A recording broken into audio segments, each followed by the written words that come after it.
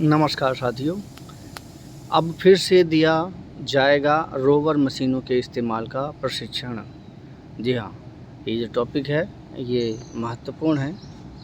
प्रदेश में स्थापित किए गए 19 कोर सिस्टम रोवर मशीनों को सैटेलाइट से कनेक्ट करने के लिए प्रदेश में 19 कोर सिस्टम कंट्रोल डिवाइस स्थापित की गई है। इन मशीनों से पैमाइश करने पर सटीकता बनी रहने की वजह से बार बार पैमाइश का झंझट नहीं रहेगा। तो ये है वो रोवर मशीन। नरनौल में नक्शा परियोजना के तहत उपयोग की जा रही है रोवर मशीन। तो जो राकेश छोक्कर हैं, जो जिला राजस्व अधिकारी हैं, वो कह रहे हैं क्या कि रोवर मशीनों को प्रदेश में पूरी तरह से कार्यशील बनाने के लिए 1 मई से पूरे प्रदेश में हर जिला मुख्यालय पर प्रशिक्षण दिया जाएगा। यह प्रशिक्षण पटवारी, गिरदावर और तहसीलदार स्तर के सभी अधिकारियों को दिया जाएगा। जो अधिकारी हैं ना, उनको दिया जाएगा, ताकि आने वाले समय में रोवर मशीनों के इस्तेमाल में कोई परेशानी ना हो। महेंद्रगढ़ जिले में भी चंडीगढ़ की टीम 1 मई को आने की संभावना है। तो ये रोवर मशीन, ये है वो रोवर मशीन कैसे इस्तेमाल करना है, इसके लिए सभी को जिला स्तर पर ट्रेनिंग दी जाएगी। नारनौल से खबर है, राजस्व विभाग में अप्रैल 2025 में भूमि पैमाइश के आधुनिकीकरण के लिए 300 रोवर मशीनें खरीद तो ली हैं, पर इसका इस्तेमाल करने में राजस्व विभाग के अधिकारियों ने कोई रुचि नहीं दिखाई।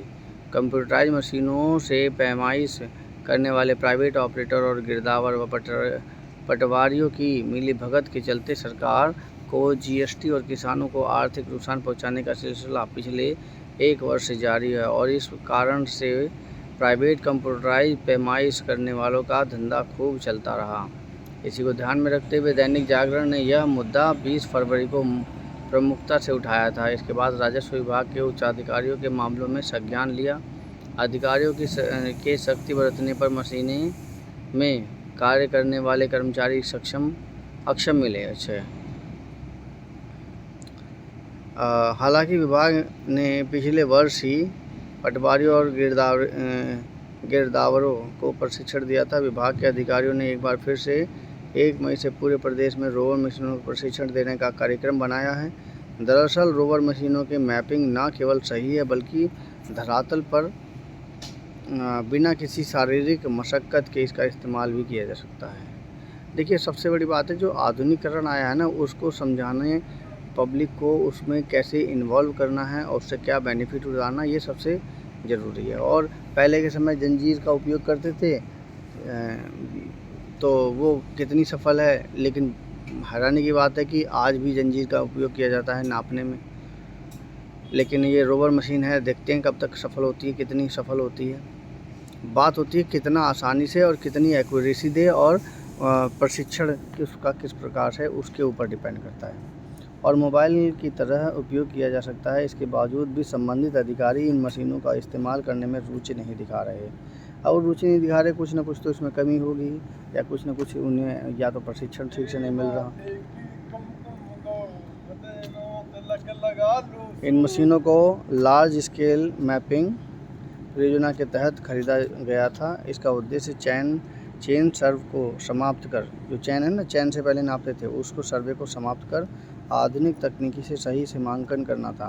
सरकार ने एक मशीन की खरीद पर करीब 8 लाख रुपए खर्च किए थे। करीब 24 करोड़ रुपए खर्च कर प्रदेश की तहसीलों में भेज दी गई थी। इन सरकारी मशीनों में पैमाइश करवाने के लिए बहुत ही कम शुल्क का निर्धारण किया गया। 1 एकड़ भूमि की पैमाइश के लिए 1000 रुपये, और इसके बाद प्रत्येक 1 एकड़ पर 500 रुपये भुगतान करने की पैमाइश करनी है। लेकिन इससे तहसील में कार्यरत कर्मचारियों को कोई फ़ायदा नहीं होता दिखता। निजी कंप्यूटराइज पैमाइश करने वालों को बढ़ावा दिया जा रहा है। इससे संबंधित को अधिक कमीशन भी मिल जाता है। प्राइवेट ऑपरेटर किसानों से 20 से 25 हज़ार रुपये तक वसूल रहे हैं। रोवर मशीनों की सटीकता है शानदार। रोवर मशीन पर मैप या नक्शा खोलने पर किसी भी किला नंबर का क्लिक करते ही उसके मालिकों व सह मालिकों की सूची तुरंत सामने आ जाएगी। ये सिस्टम देखिए कितना अच्छा सिस्टम है रोवर मशीन में, कि अगर वो एक नंबर डाल दें खाता का, इस नक्शे में ये है, और उसके बाद वो उसके मालिक की टोटल डिटेल आ जाएगी। उसका उपयोग मोबाइल के तरह इस्तेमाल होगी और सैटेलाइट से ज़मीन के संबंधित डाटा उठाती है, इसलिए गलती की कोई गुंजाइश भी कम है। तो ये थी इन्फॉर्मेशन रोवर मशीन की। समीक्षा कैसी लगी कृपया कमेंट कीजिए, चैनल को सब्सक्राइब कीजिए। धन्यवाद।